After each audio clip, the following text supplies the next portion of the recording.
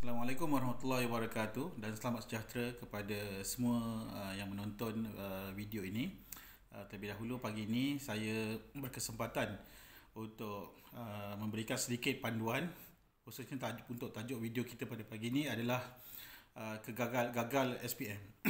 Jadi untuk para pelajar yang akan mengambil keputusan pada hari Khamis ini 10 hari bulan Jun, iaitu Khamis.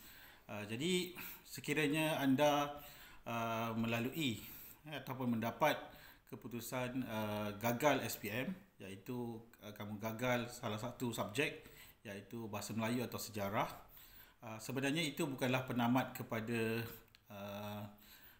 kehidupan kamu sebagai dalam bidang akademik ataupun dalam kehidupan kita dalam sebagai pelajar. Jadi pagi ini dalam kesempatan yang saya ada, saya akan memberikan panduan sedikit kepada semua pelajar khususnya yang akan mendapat keputusan. Okey, pertama sekali ialah sekiranya anda mendapat keputusan gagal SPM. Gagal SPM seperti yang kamu semua faham, iaitu syarat di peringkat SPM adalah anda gagal salah satu subjek, sama ada sejarah ataupun bahasa Melayu. Okay, itu yang pertama. So itu kamu akan dapat terima keputusan gagal SPM. Yang kedua, pada pagi ini juga saya ingin menerangkan kepada para pelajar yang mungkin keputusannya tidak cemerlang, keputusannya tidak cemerlang ataupun keputusannya tidak memuaskan.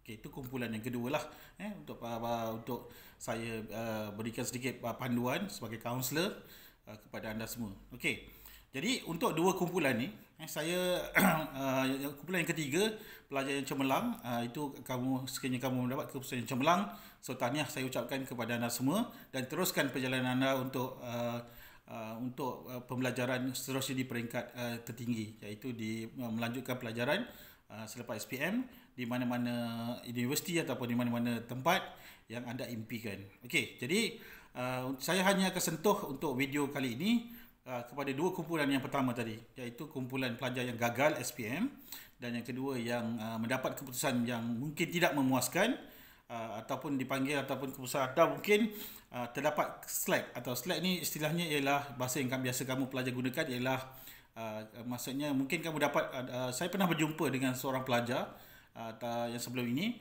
dia mendapat semua B+, maksudnya kepujian B+, tetapi mungkin satu subjeknya iaitu yang subjek penting di peringkat Malaysia pada ketika ini, iaitu slacknya ialah di bahasa Inggeris ataupun matematik.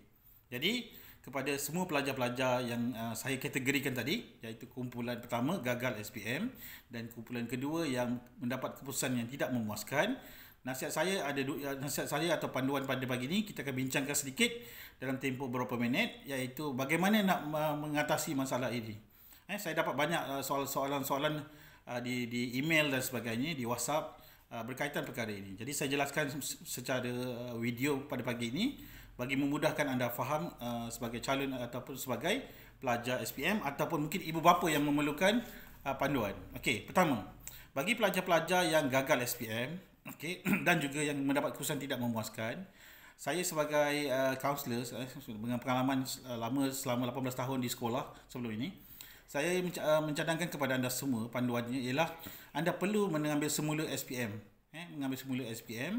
Okey, sebenarnya kerajaan ataupun Kementerian Pelajaran sangat prihatin kepada pelajar-pelajar yang terlibat. Okey, sebab itu di peringkat lembaga peperiksaan, mereka menyediakan kepada pelajar-pelajar ini iaitu SPM dua kategori. Satu dipanggil SPM persendirian, okey, iaitu kepada kumpulan-kumpulan ataupun pelajar-pelajar yang tidak pernah mengambil SPM.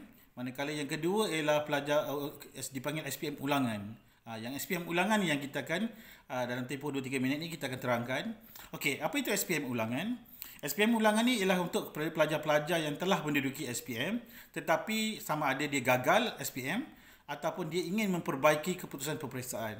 Jadi untuk makluman kamu, untuk tahun ini, tahun 2021, tarikh tutup untuk SPM ulangan adalah pada 18 Jun. 18 Jun. Dah dibuka pada tempoh sebelum ni pada 17 Mei dan dia akan tutup pada 18 Jun. Sekiranya tiada perubahan,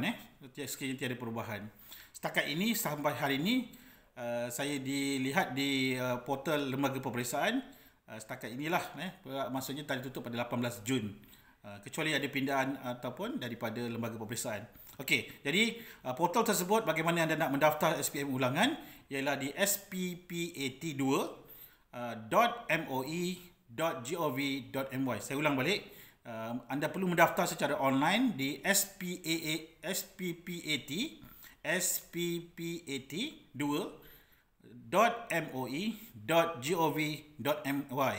Okey, untuk makluman anda semua pelajar, mulai tahun ini semua pembayaran adalah secara online. Anda tiada pilihan, anda mesti membayar secara online untuk memastikan anda boleh mencetak permohonan mengulang SPM anda untuk tahun 2021.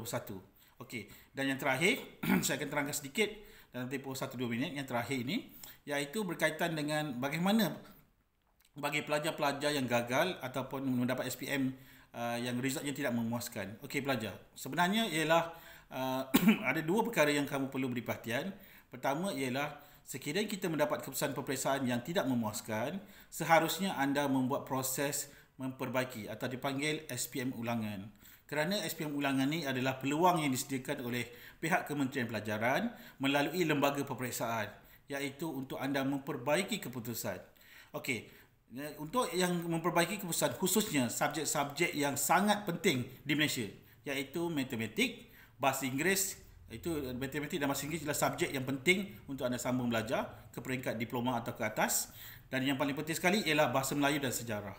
Bahasa Melayu dan sejarah sekiranya kamu gagal salah satu atau kedua-duanya, sewajarnya anda mengambil SPM ulangan.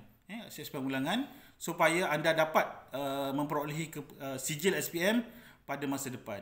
Contohnya anda menduduki peperiksaan tahun 2021, maka sekiranya anda lulus subjek BM dan sejarah, BM dan sejarah dua-dua mesti lulus, so anda akan dapatlah sijil SPM. Sekiranya tidak, bayangkan anda akan bekerja dalam 30-40 tahun pada masa depan, umur anda baru 17-18 tahun, jadi dengan 30-40 tahun sekiranya anda tidak mempunyai SPM, bagaimana kerjaya anda pada masa depan?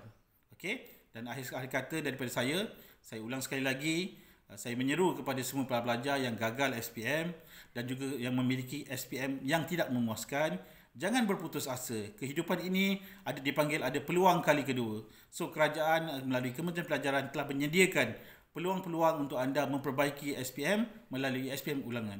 Saya rasa itu saja untuk kali ini. Assalamualaikum warahmatullahi wabarakatuh.